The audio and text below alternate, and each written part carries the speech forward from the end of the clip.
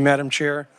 I would like to enter 26 RS 2595, an act concerning education relating to curriculum for social studies, requiring instruction to provide students with an understanding of communist and socialistic regimes and ideologies, and requiring students to pass an American civics examination in order to graduate with a high school diploma.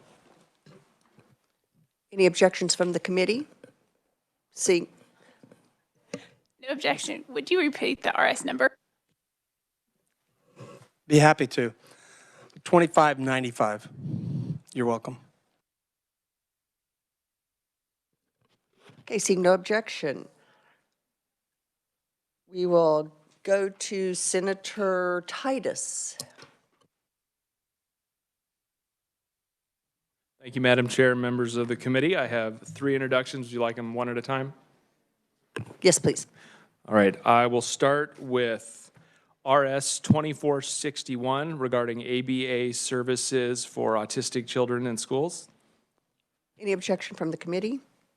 Seeing none. RS 2724 regarding classification of schools in Acacia. Any objection from the committee? Seeing none. And RS 2458 regarding foreign exchange students and open enrollment. Committee, are there any objections? Seeing none, those are entered. Thank you. Mr. O'Neill.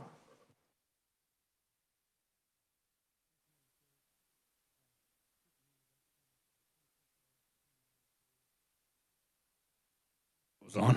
Sorry about that. 26 RS 2903 regarding amendments to the Public Innovative School District Law. Any objections from the committee? Seeing none, thank you. Other bill introductions.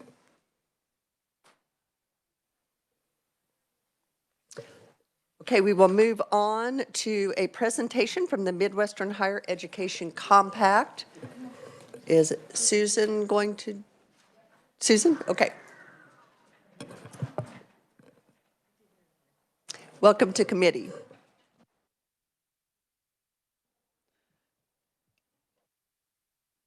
Is red mean on? Yes.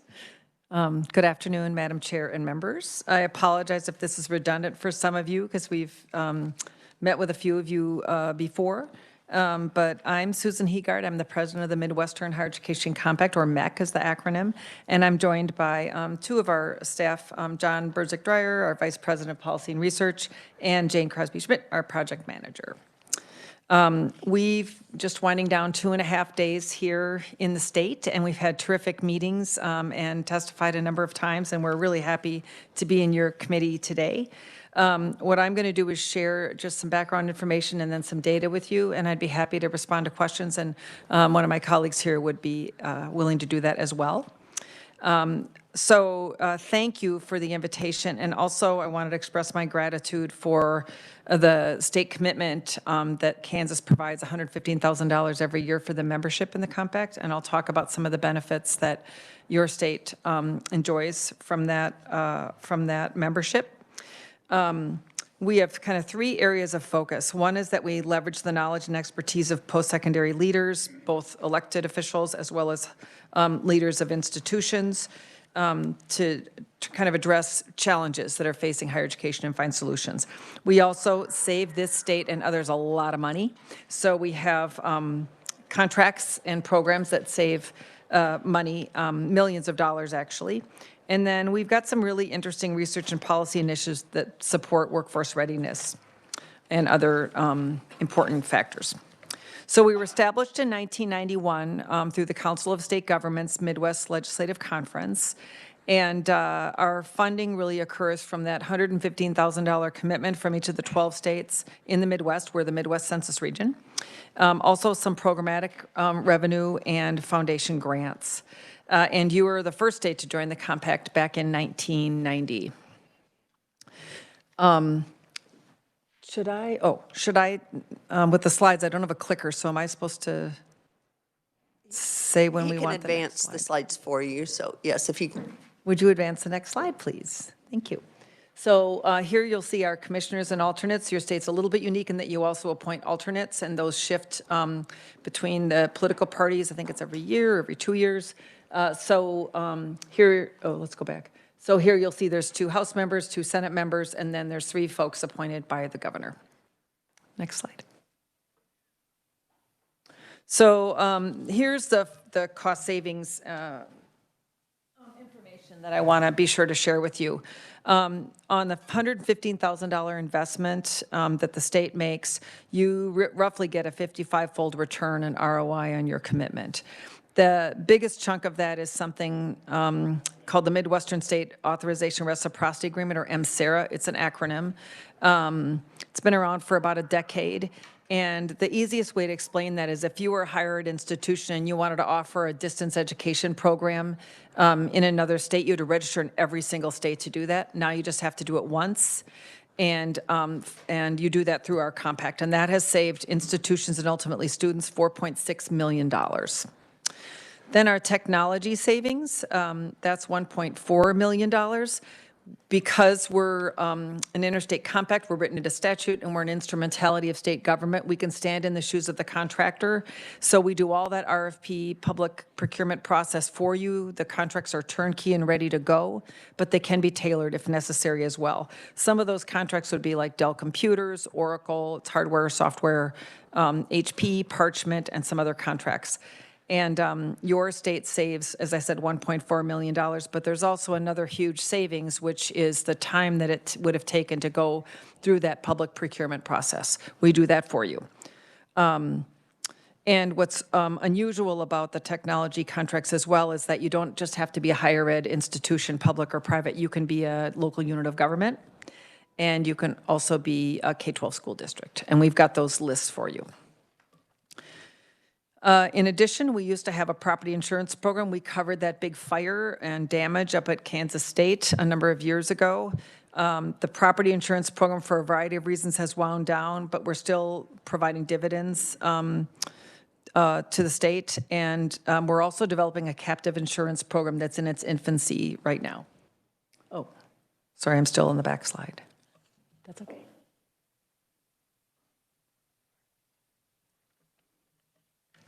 That one, yeah, thanks. And then finally, we provide capacity building support in the form of state grants and for meetings and things so that folks attending, including those folks from your state, can share best practices and things like that. Because we're not a bank, we've had a good year for our tech contracts. We're providing grants of up to $250,000 to each state.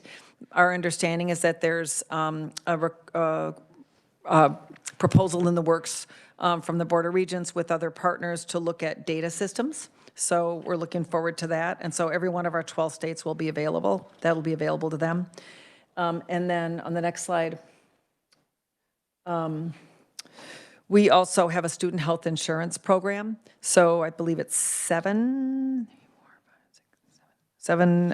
institutions will be benefiting more than they already are now in 2026 from our student health insurance contract with United Healthcare. Then we have a student exchange program with the acronym MSEP, the Midwest Student Exchange Program. That used to be much more robust than it is now. It allowed a student to attend college in another Midwestern state for 150% of in-state tuition. But as you know, with the elimination in many states of out-of-state tuition, it's just not as relevant as it used to be. So we're taking a fresh look at that program, although some states do lean on it and rely on it quite a bit. Next slide. Please. So here's just some examples I wanted to illustrate of some of the programs. So we'll visit states. We visit every state capital between January and the end of April, best time of the year to travel. It's very nice here, so thank you for the good weather. But our Open Education Resources Initiative is pretty exciting. That came out of concern about the cost of textbooks. So Open Education Resources, or OER, those are course materials that are free to the student. And not free to the developer, but free to the student. And we provided a grant of $10,000 to Kansas to delve more deeply into that. And I think it's been very popular and well received here from what I understand. Dual credit, dual enrollment, that's another issue that's popped up during our visits.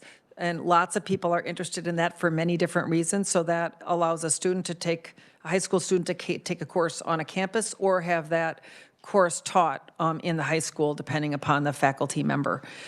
So in that case, we share information about how different states are approaching it, but we also share information about how it's being paid for, and it varies greatly state to state. In terms of affordability and access, many of you may remember the challenges with the FAFSA rollout a couple of years ago by the federal government. I'm a parent. I was talking earlier, about of 2 college graduates, and I had to fill the FAFSA out, and I do this stuff. I got rejected by it twice, because I didn't know what I was doing. So I filled it out 8 times. And anyway, our effort was to try to help parents, help schools, help community groups support students in filling out that FAFSA, because if you don't fill it out, you leave money on the table, both from the institution as well as from the government. Next slide. I'm going to share a little data with you, and then I'm very willing to answer questions either here or we can follow up with you later. But this is a slide that's focused on attainment. So attainment is any credential beyond high school. And so, no, not everybody needs a 4-year degree. But the data does show that in order to have a good job, support your family, you need some kind of credential beyond high school. And so your state tracks slightly above the national average and above the Midwest, which is terrific news. And below that, on the next slide, yeah. So I like this slide a lot because it really breaks that out for you. It shows what that distribution looks like. So in your state, 8% of your folks don't have a high school diploma. 23% do have a high school diploma. So you can, you add those up and it's, 30% of your folks have a high school diploma or less. Then 12%, that's a really interesting population. Those are people with some credit and no degree. They really vary depending on who those folks are.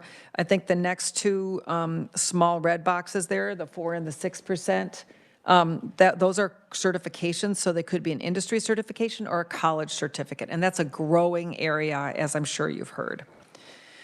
Then the maroon color there, those are folks with a 2-year degree, then a 4-year degree and graduate degree. And so I think the point on the slide here is just to reflect that you want a broad range of credentials in your state. You want techs and you want doctors. You want a broad range. You want surgeons and you want, x-ray techs. So it varies depending upon your economy's needs. On the next slide, this is another important way of looking at your data, which is the enrollment pool. So you've heard about the cliff. This really isn't a cliff, it's more of a descend, right? So, and that key, I think, year, from what my folks tell me, 2025 was the year that cliff was sort of supposed to hit. So you can see the blue line on the top is your total population with a decline there. But it's important to look inside of that. So this is very common with the rest of the Midwest, except for North Dakota, which is the one state that's growing because of their oil business and affiliated industries. But the white population is dropping, and then the population that's growing below that is the non-white population. I think in your state, your growing minority population is Hispanic, and that would vary in other states. On the next slide, this is enrollment, and these are averages, so you might see some variation inside of this, but this is good news. Undergraduate enrollment had been declining at public 2- and 4-year colleges for most of the last decade, but it began to increase again in 2023 and 24. There's a little bit of lag in that data, and so you can see for the public 2 years, the public 4 years, and then graduate, there's a slight uptick occurring, particularly for the 2- and the 4-year institutions. And then on the last slide, the next slide is student migration. So student migration is just for a year. It looks at that year after a student finishes high school and where they go. So in your state, you're really, you look great, and most of your students stay in Kansas, and you actually bring more students in than leave. You can look at Colorado, and if you'll see on the next chart, states like Minnesota and Illinois, and some others are losing students. But in that first year, you're actually doing a great job. On the chart, the next chart, you'll see that on the far left there, 81% of your students stay in state. If they do leave, they stay in the Midwest. That's 9%. And then 9% head somewhere else. There's a pretty interesting project. I know that the Kansas Board of Regents is also has a similar effort with data, but the Census Bureau project actually takes this 1 year and looks 5 and 10 years out. Because that's what's really important is if your student leaves, do they ultimately come back? And I think, like in my family, we all went away and we all came back home, all of us, to raise our families, be near my parents and our cousins. And so in that case, at 5 and 10 years out, we learned about this in Iowa. They were able to show that that actually is the case. Many of their folks, if they do leave, they come back home after 5 or 10 years. In addition, the Census Bureau project also has great data on what degrees lead to what jobs, and then what kind of wages can you expect. And then this last slide is about price, and we've really tried to simplify things. I think before when we've come, we've had lots of paper, and so we've tried to really focus these slides for you.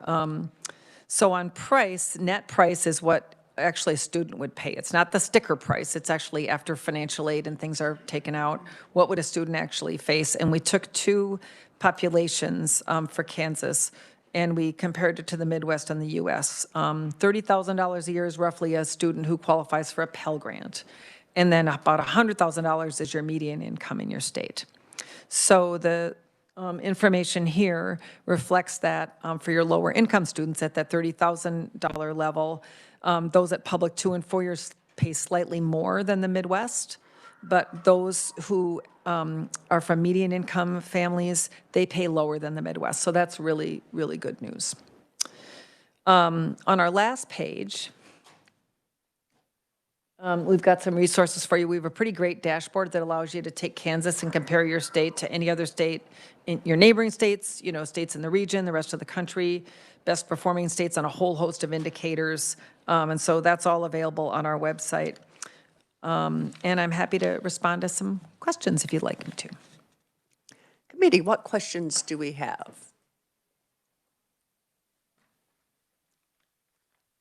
I think you covered it so thoroughly. There are no questions. So appreciate you being here. I'm glad you've had a good couple of days. Appreciate the information and all the work that you do. You're very welcome. Thank you, Senator. Thank you. Thank you, everyone. Appreciate it. Next, we will open up the hearing on Senate Bill 338, including a homeschool within the definition of private elementary and secondary school and defining homeschool. We will begin with an overview of the bill by our reviser, Tamara Lawrence.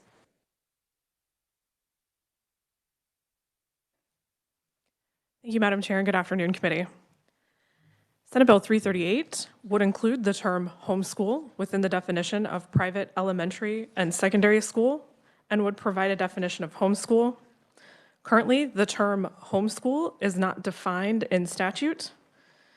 I will note that in statute, there are more than one terms that could refer to or include a homeschool, including private elementary or secondary school and non-accredited private school.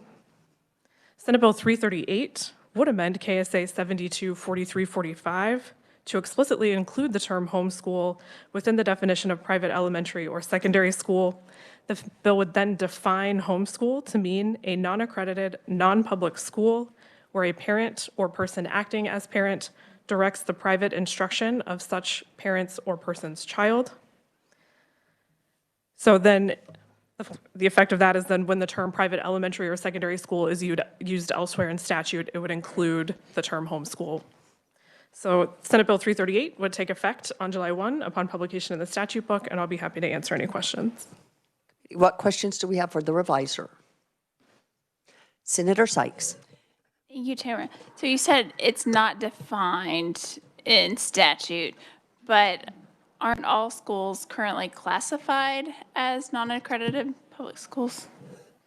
I'm trying to figure out, Yeah, so there is not an explicit definition of homeschool in the statutes. However, it's my understanding that the term commonly used by the department is non-accredited private school is the term they use for homeschools. Thank you.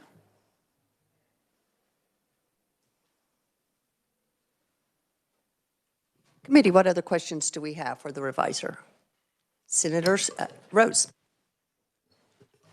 Thank you, Madam Chair. Would it be another option to just change the language in current statute that is referring to homeschools to homeschool and then define homeschool? That is an option, and I would be happy to work with you if you would like to make a request. Be careful what you ask for, Senator. No, I'm kidding. Other questions for the reviser? Seeing none. Thank you, Tamara. We will open with proponent testimony, and we will limit all testimony to 2 minutes in order for us to get down to the floor at 2:30. We will begin with Jennifer Laporte, President, Christian Home Education Coalition of Kansas. Jennifer. Welcome to committee.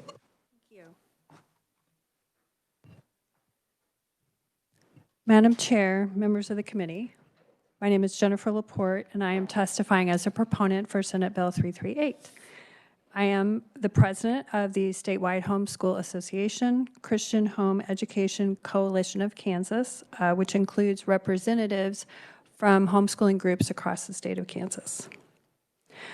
While being involved in my community over the last several years, I have frequently been asked the question of where my children attend school. And I have never answered that question with a non-accredited private school. I have simply said, we homeschool. And that answer is certainly more concise, but I also know that Kansas statutes until recently did not ever include the word homeschool in the statutes. Recently, 2 statutes do use the word homeschool, but they do not define it, and they do not connect it to the existing language of non-accredited private school. So currently and historically, the practice throughout the state is to treat a homeschool as a non-accredited private school. And the Kansas State Department of Education states that all homeschools are classified as non-accredited private schools in Kansas. When I started homeschooling my first student in the early 2000s, I registered our non-accredited private school according to the statute. The intent of the bill is to place a more informal common usage word, homeschool, in the more formal legislative context of statutory language, included in the classification of non-accredited private school. The language of the definition is a straightforward summary of the lived experience of homeschool families in Kansas, like myself, for the past 40 years. There are no legislative changes to the process or treatment of homeschooling included in this bill. I ask you to support this bill to provide clarity to the term homeschool in current statutes and to avoid any unnecessary confusion in future legislation. Thank you. Thank you. Next, we have Robert Simmons, President of Midwest Parent Educators. Welcome to the committee. Thank you very much. Thank you for having me, Senator Erickson. Good to see everyone, including my Senator Gossage. My name is Robert Simmons. I'm President of Midwest Parent Educators. We've been around for 40 years serving homeschoolers in the greater Kansas City area and beyond. We have 800 member families and serve several thousand homeschoolers in the area as well that are non-members. I personally was homeschooled, and I feel like it set me up very successfully in life. And now we carry on the tradition, my wife and I, by homeschooling our children, and we're proud of the citizens they are becoming. The homeschool freedoms we experience today are paramount to preserve and protect. Homeschools, as we know them today in Kansas, are unaccredited private schools. Unfortunately, integrated in 2 other sections of Kansas statute is the term homeschool. Because this term has never been included in Kansas statute elsewhere, we feel the course of action to define homeschool where there is none is appropriate, with everything else existing pertaining to non-accredited private schools staying intact otherwise. I want to be clear. that I am an advocate of home education. I am pro-family, pro-freedom, and a firm believer that parents have the right to direct the education of their own children. As such, I believe the best interest of preserving what we already have and experience in Kansas is making sure that it is clear and not ambiguous that homeschools continue to be a subset of non-accredited private schools, and supporting a definition in statute that other homeschool organizations in the state can commonly agree upon. What is not at stake today are any changes or challenges to existing homeschool freedoms. By supporting this definition, I have my own family to think about and keep in mind. As such, I would not want them to experience any negative consequences of any such bill I would be a proponent of. Thank you. Thank you. Jennifer Woodward, the homeschool community. Welcome, Jennifer. Hello, Chair Erickson, members of the committee. Thank you for hearing me this afternoon as a proponent of Senate Bill 338. We've been homeschooling for about a decade, and we didn't know that we would start that journey until a friend had introduced me to a homeschool blog before my kids were even school age, and it just created this hunger to learn more about educational methodology, about child development, which is actually my personal background in my degree, and just got me excited to learn of another avenue on how to support and build my children's education and their character. And we've enjoyed the freedoms that Kansas has offered to us so far to be able to direct the activities that have helped us to do that for our children. We were able to go to the Midwest Parent Educators Conference a few springs back when we still had preschoolers, because when you're a parent of a preschooler, you can attend for free. I learned that you can start homeschooling at any time and just make sure by Kansas law that you have registered your school by the time your child is age 7. And so we got excited to start that adventure and start directing their education. Those early years, it was all on me for lessons and hands-on activities. We spent a lot of time reading, bringing different cultures and time periods into our living room, being outside with other families on hikes, nature journaling to bring science in through all the different senses, road tripping to Illinois and Missouri to visit grandparents and great-grandparents, which has helped make my kids super flexible and social and considerate of others. And now that they're a bit bigger, we're calling on the wider community to be able to supplement some of that experience and learning by calling on co-ops and online classes. A couple of our recent experiences are a Shakespeare Club that we have every spring. Whatever they're going to perform at J.C. Nichols downtown in Kansas City, we get together and we listen and we discuss whichever play it is that they're going to be performing. And one of our best compliments last summer was another attendee who was just observing our group. And during the intermission, he said, you know, your kids are really engaged in the content. I can tell they're not here just being entertained. So we got a chance to talk about our club and what we do, and he thought that was super exciting. Another experience that we've had is coming Jennifer, here. your time has expired. Can you Oh, have sorry. a summary statement? Just briefly about Homeschool Capital Day. We've come here the last 4 years in February and been able to come and meet our senator and our representative. And now my teenagers are volunteering to help make other families comfortable here at the Capitol. Get excited to meet their legislators. They've paged for our senator, and I can almost tell that she has celebrity status because when she comes up in person or we see her out in Lenexa, they get super excited, which is just super fun. So I just want to say the definition that's being proposed reflects the realities that we experience, and I'd be thankful for your support. Appreciate it. Thank you, Jennifer. Finally, Amy Buckmeyer, Staff Attorney, Homeschool Legal Defense Association. Welcome, Amy. Chair Erickson and members of the committee, thank you for this opportunity to speak to you today. As said, my name is Amy Buckmeyer. I'm a staff attorney at the Homeschool Legal Defense Association. And on behalf of our organization and our 90,000 member families, I'm here to testify in support of this bill. As HSLDA, we support homeschool freedom and actively advocate for it. When things go awry, whether it's between government agencies, schools, or even just with businesses, HSLDA is there to support our homeschooling families. We support them in the courts and in the legislatures and in public opinion. So we take very seriously protecting homeschool freedom, and that's what this bill does. It isn't a bill that's going to be dramatically editing or changing the homeschool law. It's just putting into the code what is already in practice in everyday life. So I'm going to briefly address two questions. First, why now? And second, is there a better option? So why now? For years, homeschoolers have come to Topeka and we've said, don't touch homeschooling, leave us alone in peace. And that is exactly what this bill allows you to continue doing and protects. This is not a request for a new homeschooling law. It's just seeking to clarify this is current practice and current law. Currently, a parent who chooses to homeschool opens a non-accredited private school.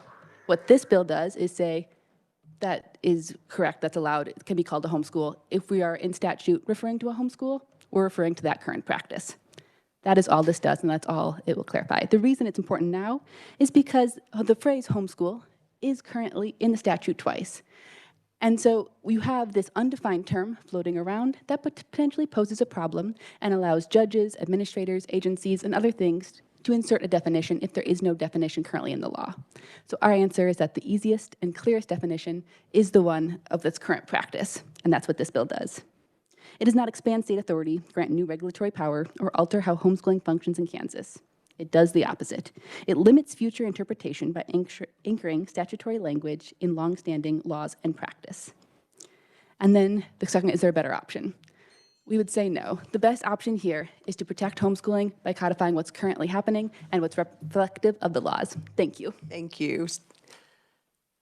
Okay, that is our proponent testimony. Do we have any questions for any of the proponents? Senator Gossage. Thank you, Madam Chair. This is for anyone who would like to come up to the microphone. I think most of you know that I homeschooled my youngest son, who was severely dyslexic. And I've received many emails of people who are against this bill. And I'd like to just have somebody who's willing to come up to the microphone to address a couple of the concerns. And if you would, please reintroduce yourself for the record. My name is Amy Buckmeyer, staff attorney at the Homeschool Legal Defense Association. I'm happy to address any of the concerns, especially if any stand out. But I will say, I believe there's been a lot of misunderstanding about this bill, especially— That's what I'd like to clear up by having you answer the question. Thank you so much. And thank you, Madam Chair. So and of course, immediately my phone is doing crazy things. One of the questions that I read was, and I have to agree with this one. It seems rather odd. I had to reread it 3 times. How this paragraph, and I think Senator Rose brought it up, private elementary or secondary school means. So we're defining private or secondary elementary school means an organization or homeschool that regularly offers education at the elementary or secondary level.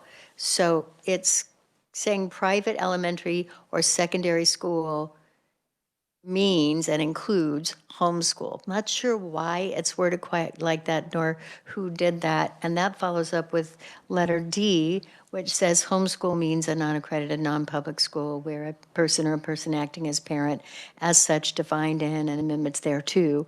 That part makes sense to me.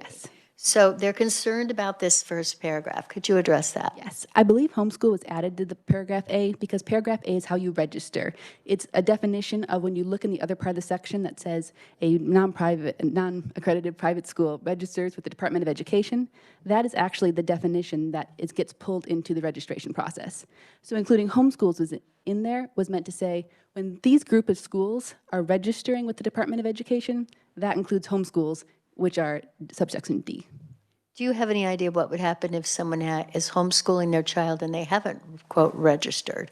Then their child would not be meeting compulsory school attendance laws and are risking potentially truancy, which is the current case under law.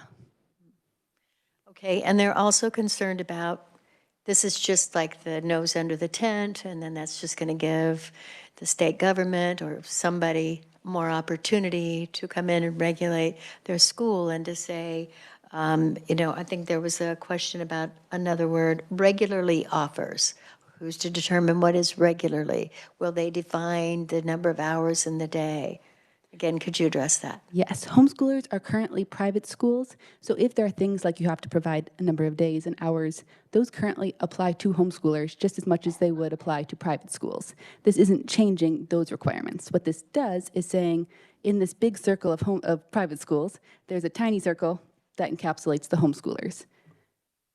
By defining homeschoolers, it does provide an opportunity to kind of specify them. But this legislature has already called out homeschoolers before, including in the 2 statutes where it has referred to a homeschool student as opposed to a private school student. And any new regulation would have to come through the committee, go through the process, change the law, as is this. And again, one more question, if I may, Madam Chair. Why is it that we feel this bill is necessary? The bill is necessary because there is now this phrase of homeschool that is in the statute undefined. And so we might have a kind of common man definition of what that means. We might even say, oh, that means a non-accredited private school. But nothing in the law says that. So it just takes one court case where a judge says, well, the legislature didn't define homeschooling. Here's my definition of what a homeschool is, to fill that in, because there's no place that actually says what the legislature means by homeschool.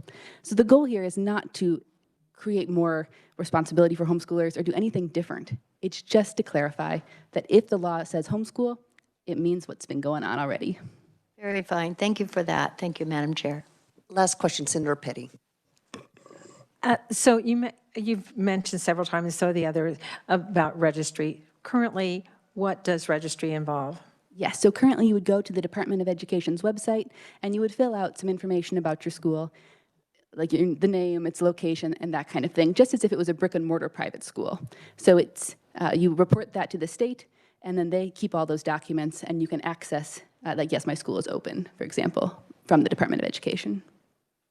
So there's more than just an address? Correct. Okay, I'll have to look that up. Yes. And my second part is that, I mean, I'm just saying, so far when it comes to homeschool, all we've seen is expansion. So when you talk about not being defined in statute, it's been expansion with extracurricular activities, it's been expansions with the career technical workforce grants. So it's been expansion of what homeschoolers are, so it does cause for pause here to think about expansion. Right. Without any responsibility on the part of homeschoolers. Correct, and that is, I think, a different conversation that perhaps should be had, but this is just a case of what does it actually mean when you are expanding it and using this phrase. There's nothing in there. Real quick, Senator Sykes. Thank you. So I think my question is kind of following up on Senator Gossage and Petty, because I understand this, and I know, like, as we've tried to expand ACT, like, funding, and, like, homeschoolers are like, leave us out and all of this. So I think my concern is if we put this in, and as we're expanding some of these things for our non-accredited private schools, if that's going to lump you in to then have to do those requirements. That's a great question. It's actually the opposite. Right now, homeschoolers are already private schools. When you give them this separate definition and say, okay, there's a smaller circle here called a homeschool, you can easily opt out the homeschool without having to opt out all non-accredited private schools, which currently is the only way to differentiate. Thank you very much. If you have other questions, I'm sure they'd be happy to answer, but we need to move on. I will draw your attention to proponent written only from Jeff Gorman, President of Kansas Home Educators. We'll move to neutral, and we have Dr. Frank Harwood, Deputy Commissioner of Fiscal and Administrative Services, Kansas State Department of Education. I believe you came in. We have 2 minutes, Dr. Harwood. I don't think I will take even that long. Thank you, Madam Chair, members of the committee. So again, the State Department of Education does not take a position on the intent of the bill. There are a couple of things that we think could help with even semantics. One of them being that the title of the current legislation is non-accredited private schools. Including homeschools actually could clear up some confusion. That's where we look at homeschools already. But changing that definition to non-accredited, non-public schools, the department would ask that you stay with non-accredited private schools. The only time non-public schools is used in Chapter 72 is part of accredited non-public schools. We already have quite a bit of confusion between schools that are accredited by other than the State Board of Education by statute. The only body that can accredit for the state purposes is the state board. And so if you're accredited by the state board, you're an accredited public school or an accredited non-public school. So it really is semantics, and nobody except for probably some lawyers who pointed this out to me probably cares, but it would be more consistent in that other paragraph where a homeschool is defined as a non-accredited private school. The other thing, just to point out, I don't know if this was the intent or not, it could be interpreted that when it talks about at a homeschool, the instruction has to be at the direction of the parent or the person.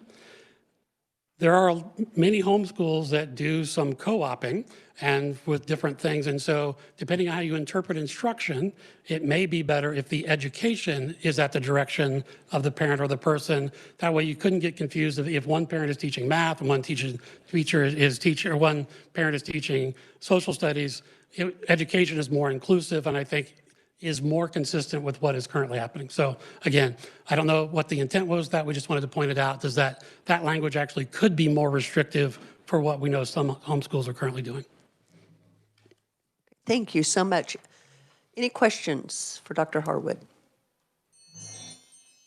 Your time is up, so I think, thank you so much for being here and for the information. Next, we move to opponent testimony. We will begin with John Axtell, coordinator for Kansas Campaign for Liberty. Welcome to committee.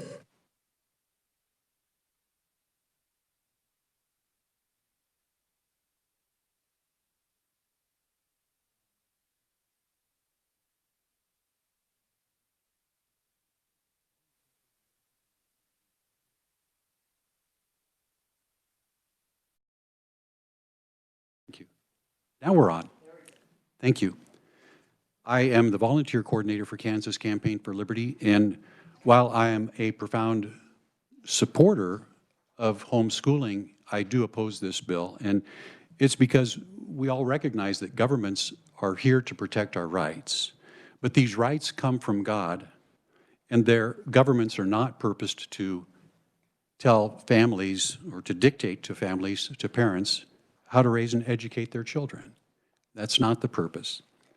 And in the eyes of God and in the eyes of traditional homeschooling families, parents have absolute authority and absolute responsibility over their children. Traditional homeschooling families have asked nothing of the state, and they have expected that nothing will be asked of them by the state. That's how homeschooling families have worked traditionally. And that's the kind of homeschooling that I want to see preserved. And SB 338 would open Pandora's box. It would allow the Trojan horse to enter into the fort. It would introduce the statutory definition of homeschooling to include it in those kinds of schools that are regulated by the state. SB 338 would slam the door shut on ever returning to the kind of homeschooling that really means we will live independently of the state and take full responsibility for how our schools are run. I urge you to not support this bill, but to oppose it. And I'll be glad to stand for questions. Thank you. We will take questions at the end of all opponent testimony, so thank you very much. Leah Fleiter, Assistant Executive Director of Advocacy for the Kansas Association of School Boards. Welcome back. Thank you, Madam Chair, members of the committee. It's my sad fate to always follow the tallest conferee at the mic, and so here I am again. Thank you for the opportunity to testify in representation of our members. You can see from my testimony that we are opposed to this bill, and the reasons are I'm going to take us in a little bit of a different direction. We can't really divine the intent of the bill from the text, but given that there are several either carryover bills from last year or pending bills from this year that set up diversionary methods to take public tax funds from public schools and give them to private schools, we are concerned that whether it's intended or not, this bill would open the door to classify homeschools as being able to receive public tax dollars that should be going to public schools. And so you see our member-approved policy there in my written testimony. I will note, as has really been noted by proponents as well, that homeschools really are rather lightly regulated, unlike public schools or accredited private schools. And so we are concerned also that they're not subject to the same type of oversight that public schools are by the State Board of Education or by other entities that oversee standards or student achievement, nor are they subject to federal anti-discrimination laws. So for those reasons, we urge the committee to reject the bill. Now, if I am wrong in my assessment of the potential unintended consequences of the bill, I would ask that an amendment be offered that would clarify that this bill only does what it says it does, and that homeschools will not be eligible to receive public tax dollars. Thank you. Thank you. And final opponent testimony from Jerry Hinn, presenting for Jim Carlskin, United School Administrators. Welcome. Thank you.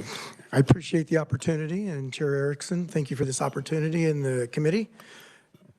And stay. There we go. With USA Kansas, we are against the bill as well. We're not, for the same reasons that Ms. Fleiter had come up and said. We're the same topic. Public tax dollars do not go to private schools. They should not. And so we support that theory. Another thing that Senator Gossage brought up also was the regular, in line 10 of the bill. What does regular mean? What does that mean? Regular attendance, where it doesn't even say attendance. What is regular education? Could it be getting up and watching Sci-Fi Channel in the morning? Is that regular education? We have some concerns about that term in there where it says, regular offers education at the elementary or secondary level. That's a wide open phrase, regular. We want to make sure that students are getting that education that they deserve. And so checking them, doing some type of accountability is important to ensure that these students are getting the education that they deserve. And that's part of the reasoning why USA is against this bill at this time. So thank you.